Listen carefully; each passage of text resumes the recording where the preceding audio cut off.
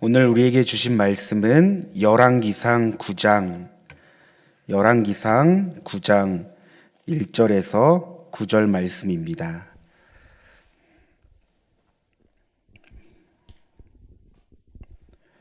함께 교독하시겠습니다.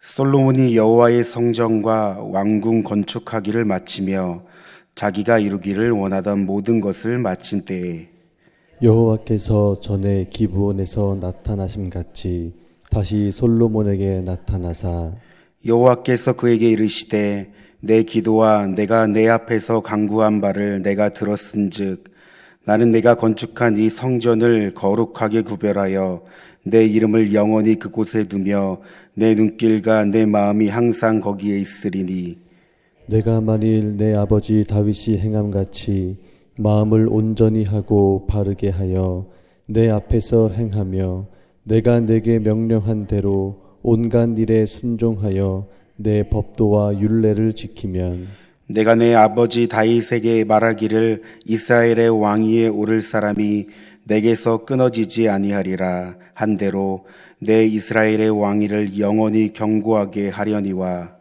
만일 너희나 너희의 자손이 아주 돌아서서 나를 따르지 아니하며 내가 너희 앞에 둔 나의 계명과 법도를 지키지 아니하고 가서 다른 신을 섬겨 그것을 경배하면 내가 이스라엘을 내가 그들에게 준 땅에서 끊어버릴 것이요 내 이름을 위하여 내가 거룩하게 구별한 이 성전이라도 내 앞에서 던져버리리니 이스라엘은 모든 민족 가운데서 속담거리와 이야기거리가 될 것이며 이 성전이 높을지라도 지나가는 자마다 놀라며 비웃어 이르되 여호와께서 무슨 까닭으로 이 땅과 이 성전에 이같이 행하셨는고 하면 함께 읽겠습니다.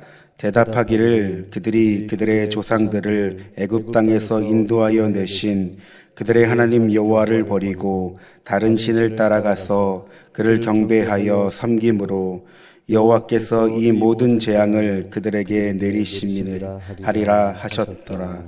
아멘.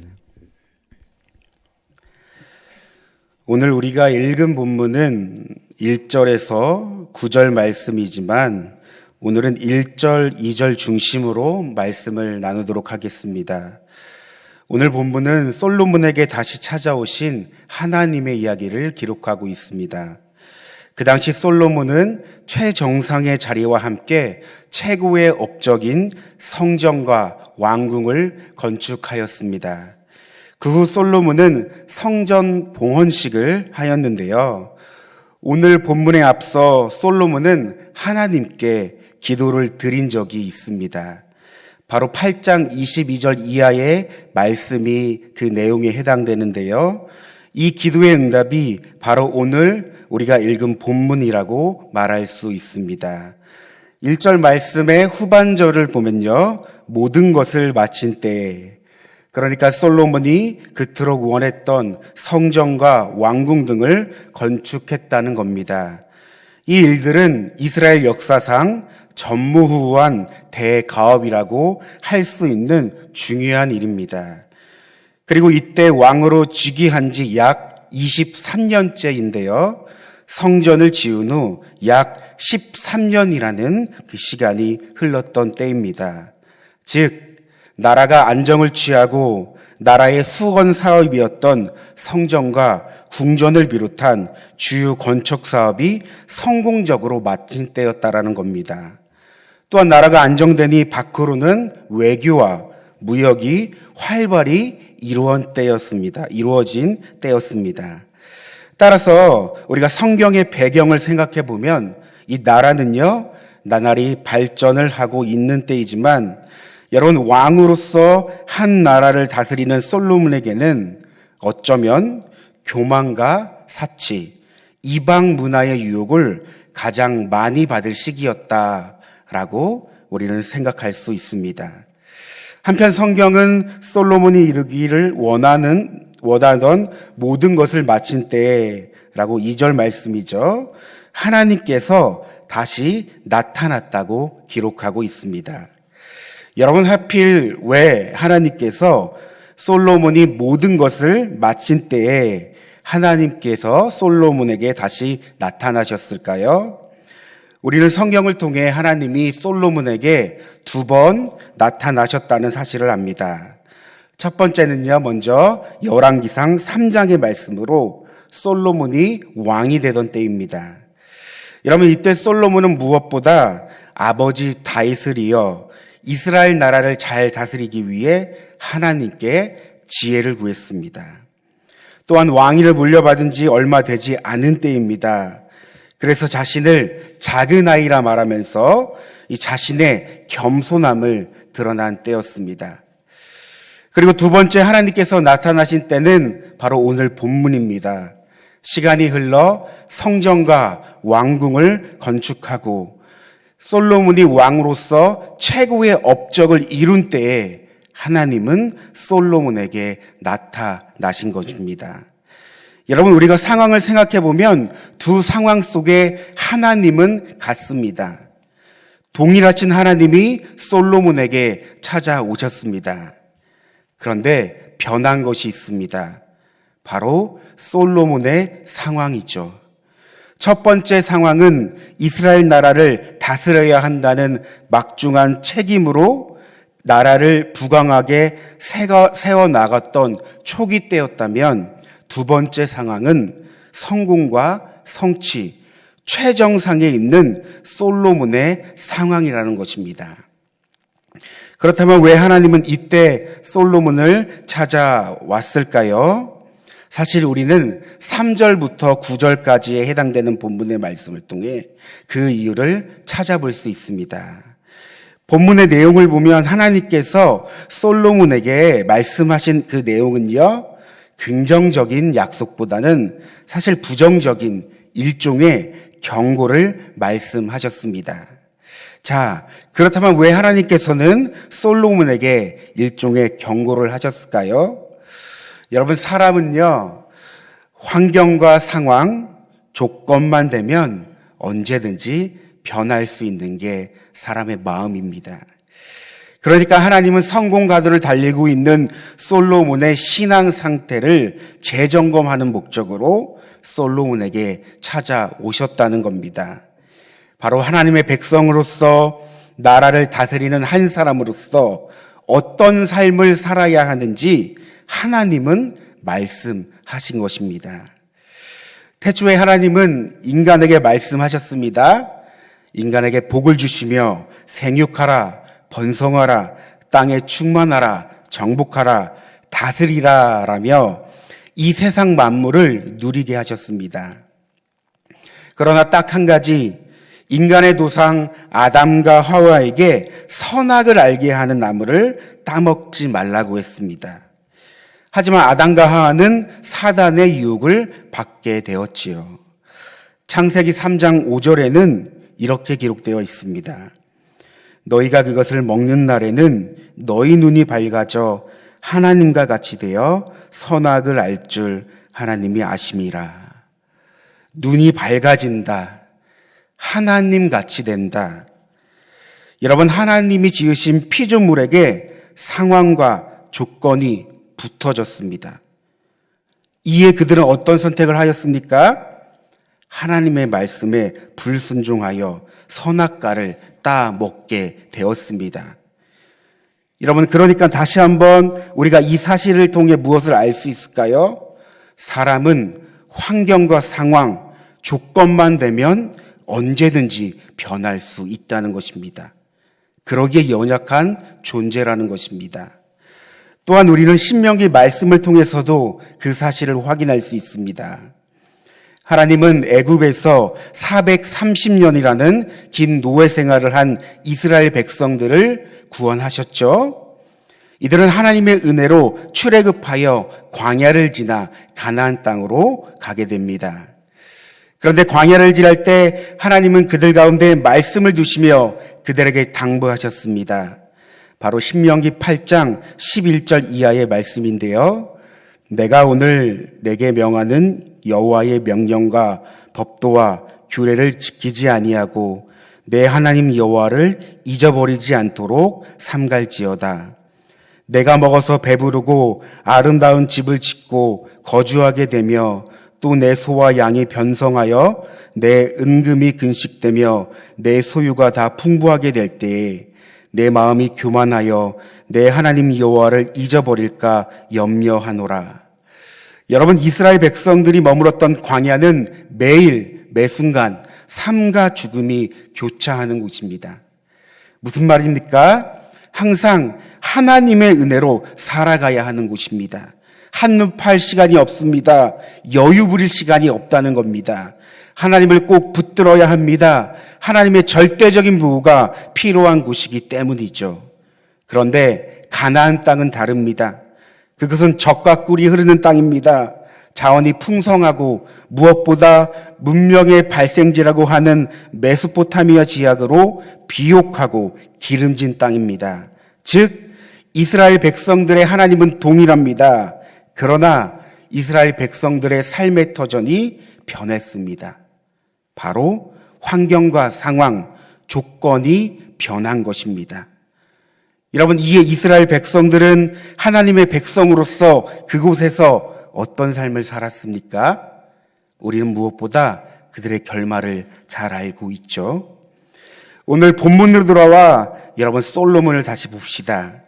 성경은 솔로몬이 왕위에 오르고 수년의 시간이 지난 뒤 그가 이루기를 원했던 모든 것을 마쳤다고 기록합니다.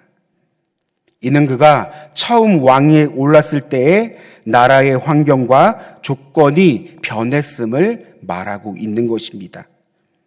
그리고 가장 중요한 솔로몬의 마음 또한 변화될 수 있는 동기, 근거가 주어졌음을 우리는 생각해 볼 수 있습니다. 여러분, 왜냐하면 사람은 환경과 상황과 조건이 주어지면 언제든지 변할 수 있기 때문입니다. 이것이 오늘 우리가 앞서 다뤘던 창세기 말씀부터 해당되는 존재적 죄인의 모습이기 때문이죠. 언제든지 상황과 환경이 주어지면 여러분, 우리는요, 하나님을 향한 이 마음이 언제든지 변할 수 있다는 것을 말하는 것입니다. 사랑하는 성도 여러분, 우리는 살아가며 순간순간 수없이 많은 환경과 상황, 조건을 직면하게 됩니다. 여러분, 이때 하나님을 향한 우리의 마음은 어떻습니까? 오늘 하나님은 솔로몬을 찾아오셨습니다. 여러분, 하나님께서 솔로몬을 찾아오셨던 그 궁극적인 이유가 무엇이었을까요? 저는 오늘 말씀을 준비하고 오늘 본문을 묵상하면서 계속 이 마음의 무게중심이 쏠르는 곳이 있었습니다. 바로 모든 것을 다 이루었을 때의 솔로몬의 마음이었습니다. 궁금했습니다. 모든 것을 이루고 사실 모든 것을 가진 그의 마음은 어땠을까? 나아가 여러분, 그의 행보를 아시는 하나님께서는 미리 미연의 방지를 위해 그에게 나타나셨고 일종의 경고를 주시는 모습을 통해 여러분, 인간이 얼마나 나약하고 연약한 존재임을 생각해 보았습니다. 그리고 그 연약한 존재를 위해 배려하시는 하나님의 마음 또한 읽을 수 있었습니다. 약간의 상황만 주어져도, 조금의 환경만 변화돼도, 조건이 주어지면 어김없이 말씀과 상관없는 삶을 살아가고 있는 저의 모습, 더 나아가 하나님과 무관한 삶을 살아가는 저의 모습을 오늘 본문을 통해 발견한 것입니다. 그러기에 솔로몬을 찾아오셨고 그 가운데 말씀을 더 붙잡고 살아가라는 하나님께서 오늘 저와 여러분에게 찾아오시며 동일하게 하나님을 향한 그 마음을 지키고 잃어버리지 말라고 오늘의 말씀을 허락하신 줄 믿습니다. 여러분, 하나님을 향한 우리의 마음, 하나님을 향한 우리의 중심을 지키는 것은 다른 방법이 없습니다. 오직 하나님의 말씀을 사랑하고 그 말씀을 지켜 순종할 때 우리는 모든 순간을 넉넉히 이길 수 있는 것입니다. 오늘 다 함께 말씀을 생각하며 기도하길 원합니다. 상황과 환경과 조건이 주어지면 어김없이 번하는 우리의 마음을 위해 기도합시다. 하나님을 향한 우리의 마음이 이 세상 어떠함으로 흔들리고 변하는 것이 아닌 우리의 마음이 더욱 하나님께 붙어 있고 하나님의 말씀을 가까이 함으로 더욱 하나님께 확정된 우리의 삶을 살아갈 수 있도록, 더 나아가 오늘 말씀을 통해 각각 여러분 가운데 주시는 그 은혜를 위해서 우리 다 함께 주여 한번 부르시고 기도하겠습니다. 주여, 사랑과 은혜가 충만하신 하나님, 오늘 우리는 솔로몬이 드디어 자신이 원하고 바라던 모든 일을 마치고 하나님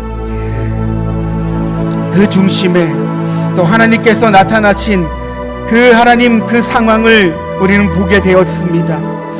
하나님께서 특별히 솔로몬에게 2번 나타나셨는데, 먼저는 솔로몬이 왕위에 오르며 겸손한 마음을 갖고 하나님의 은혜를 구한 때와 또 모든 상황이 변해 있고 지금은 이스라엘 왕으로서 나라가 부강해지며 최정상에 오른 때에 하나님께서 솔로몬을 찾아오셨습니다.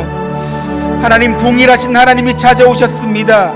그러나 솔로몬의 환경과 상황은 변해 있었습니다. 하나님, 그 가운데 솔로몬의 마음은 어떨까요? 하나님, 그 마음의 중심이 하나님이 아닌 이 세상 것에 흔들리며 변화되지 않았는지 우리는 생각해 봅니다. 그러므로 하나님은 말씀하셨습니다. 더욱더 그 말씀을 지키고 순종하라고 하였습니다. 그런데 하나님, 오늘 하나님께서 솔로몬에게 그 말씀하신 그 내용이 오늘을 살아가는 우리의 삶에서 적용됨을 생각해 봅니다. 내가 그저 하나님을 잘 믿고 있고 말씀을 잘 듣고 순종한다고 생각하지만, 하나님, 우리는 어떤 환경과 상황이 주어지고 조건이 주어졌을 때 어김없이 우리의 마음에 하나님이 아닌 이 세상 것을 붙들고 살아가던 우리의 마음은 없는지 우리가 생각해 봅니다. 하나님과 무관한 삶을 살고 하나님을 저버리고 하나님과 말씀과 상관없는 삶을 살고 있는 우리의 모습은 없는지 하나님, 우리 시간 우리의 삶을 점검하게 하여 주시옵소서. 그러므로 하나님, 어떤 상황과 환경이 우리 가운데 주어질 때 하나님, 우리가 더욱더 말씀을 붙들고 말씀을 순종할 수 있는 삶을 살아가도록 하나님, 우리의 마음 가운데 은혜를 더하여 주시옵소서. 하나님, 우리가 하나님을 향한 그 마음을 지키고 잃어버리지 않도록 하나님 말씀을 우리 가운데 허락하여 주시옵소서.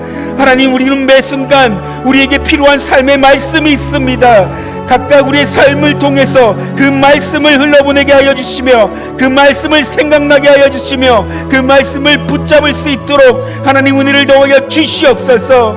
그러므로 이를 우리가 모든 순간순간마다, 모든 상황마다, 모든 문제마다, 모든 어려움마다 하나님 말씀을 붙잡고 넉넉히 승리의 삶을 살아갈 수 있는 우리의 삶과 우리의 가정과 이 공동체와 이 나라와 하나님 모든 이 열방이 될 수 있도록 하나님 우리 가운데 역사하여 주시옵소서.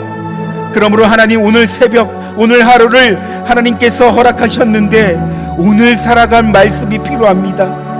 하나님, 오늘 하나님의 그 말씀을 붙잡고 살아갈 은혜가 필요합니다. 하나님, 우리 가운데 말씀을 허락하여 주시옵소서. 그 말씀을 붙잡고 그 말씀을 의지할 수 있는 은혜를 도와여 주시옵소서. 하나님의 말씀이 아니면 살아갈 수 없습니다. 하나님의 말씀이 아니면 우리는 살아갈 수 없습니다. 우리는 너무나 연약하고 나약한 존재이기에 늘 하나님의 말씀이 우리의 삶을 붙들고 그 말씀이 우리를 지도하고 인도하여만 합니다. 하나님, 우리 가운데 하나님의 말씀을 허락하여 주시옵소서. 그 말씀을 들을 수 있는 은혜를 도와여 주시옵소서. 그 말씀을 바라보며 붙잡으며 하나님 그 말씀을 마음에 새길 수 있는, 우리 심령 가운데 새길 수 있는 그 은혜를 이 시간 허락하여 주시옵소서.